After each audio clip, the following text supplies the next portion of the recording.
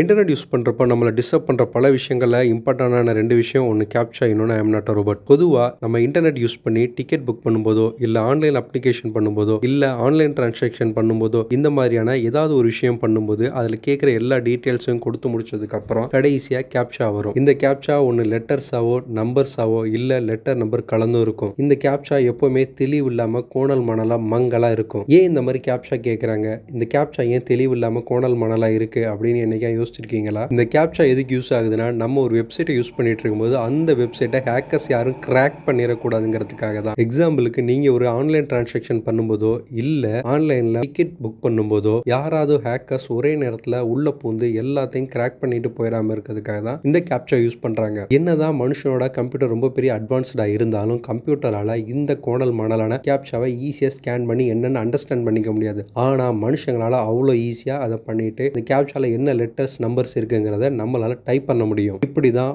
சம்பந்தப்பட்ட வெப்சைட்டை கேப்சா காப்பாத்துது. அதே மாதிரி நம்ம மறைமுகமா டிஜிட்டலைசேஷனுக்கு உதவுறோம். அது எப்படின்னு கேக்குறீங்களா? இந்த கேப்சா எல்லாம் என்ன அப்படின்னா, டிஜிட்டலா மாத்திர டாக்குமெண்ட்ஸ் இல்ல புக்ஸ்ல இருக்கக்கூடிய கம்ப்யூட்டரால தெளிவா படிக்க முடியாத லெட்டர்ஸ் எல்லாம் எடுத்து நமக்கு கேப்சாவை கொடுக்கும். ஒரு கம்ப்யூட்டரால டாக்குமெண்ட்ஸை டிஜிட்டலா மாத்தும் போது அதால புரிஞ்சுக்க முடியாத லெட்டர்ஸ் நம்பர்ஸை நமக்கு கேப்சாவா தரும். நம்ம அதை கரெக்டா கொடுக்கும்போது அதை யூஸ் பண்ணி கம்ப்யூட்டரால புரிஞ்சுக்க முடியாத அந்த வேர்ட்ஸை மேட்ச் பண்ணிக்கும். சரி, கேப்சாக்கான விஷயம் புரிஞ்சு போச்சு. ஐ எம் நாட் அ ரோபோட் ஏன் வருது? நம்ம அப்டேட் ஆகிற மாதிரி கண்டிப்பா கம்ப்யூட்டர்ஸும் அப்டேட் ஆகிட்டே இருக்கும். கம்ப்யூட்டர்ஸ் ஹியூமன் மாதிரியே யோசிக்க ஆரம்பிக்கும். எப்படின்னா, கேப்சா நம்ம ஆரம்பத்தில் தெளிவு இல்லாமல் இருந்தனால ஹியூமன்ஸ் எல்லாம் அண்டர்ஸ்டாண்ட் பண்ணிக்க முடிஞ்சுச்சு. இதே மாதிரி எவ்வளவு தெளிவு இல்லாமல் கோணல் மணலா இருந்தாலும் அந்த கேப்சாவை கம்ப்யூட்டர்ஸ் அண்டர்ஸ்டாண்ட் பண்ண ஆரம்பிச்சிச்சு. இப்போதான் அடுத்ததா ஒரு விஷயம் பண்ணணும்னு யோசிச்சாங்க. அதுதான் ஐ எம் நாட் அ ரோபோட். இங்க எப்படின்னா அப்படியே ரிவர்ஸ்ல கேப்சாக்கு அப்படியே உல்டா கான்செப்ட் தான் இது. கேப்சால மனுஷன் ஃபாஸ்டா செஞ்சிருவான். கம்ப்யூட்டர்னால அவ்வளோ ஃபாஸ்டா அந்த லெட்டர்ஸை ஸ்கேன் பண்ண முடியாது. இங்க அப்படியே ரிவர்ஸ்ல என்ன பண்ணிருக்காங்கன்னா,